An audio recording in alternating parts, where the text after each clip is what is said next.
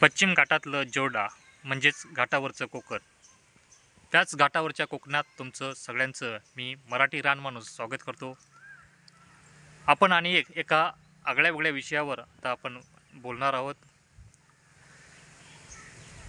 जंगलात राहणाऱ्या धनगरांची एक आगळी वेगळी संस्कृती आहे. त्या संस्कृतीचाच एक भाग म्हणून, त्यांच्या एक परंपरेचाच भाग म्हणून गुरांचा गोठा आणि घर हे त्यांचं एकाच छताखाली असतं.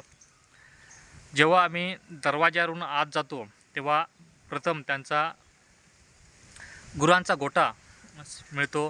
त्यानंतर मध्ये एक गाताडी असते आणि गाताडीच्या आत त्यांचं देवघर, जेवणाची खोली आणि झोपण्यासाठी त्यांची एक खोली असते. असं एक वेगळ्या परंपरेचं आणि संस्कृतीचं दर्शन देणारं हे घर धनगर समाजातच पाहायला मिळतं. त्याला एक वेगळी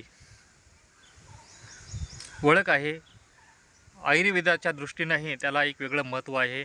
कारण असे म्हणतात की जिथे गुरं आणि गुरांच्या सानिध्यात आपण झोपलो आणि वावरलो तर आपल्याला ती जनावरांचा गुरांचा जो मूत्र आहे त्या मूत्राच्या वासामुळे काही बाहेरचे आजार आहेत ते आजार होत नाहीत, अशी ही एक प्रथा आहे.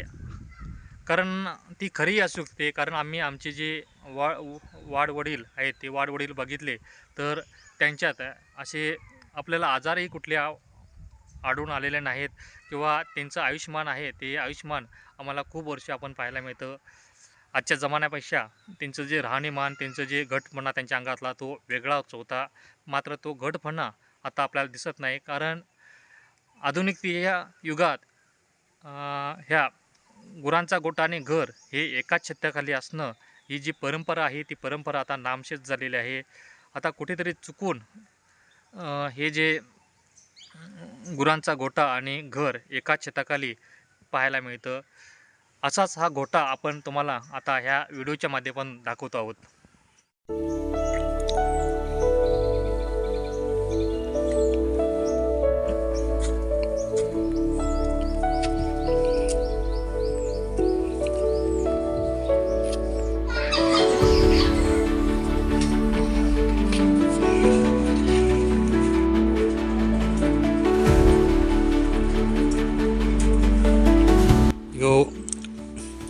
गुरांचा गोठा,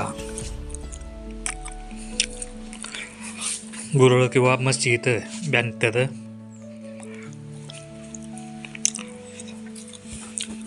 हे घर अपूर्ण तुम्ही बघू शकता. घराला जी समोरची बाजू आहे ह्या समोरची बाजू गोठा. आम्ही दारातनी समोर आलो की पहिला गोठा देतो, त्यानंतर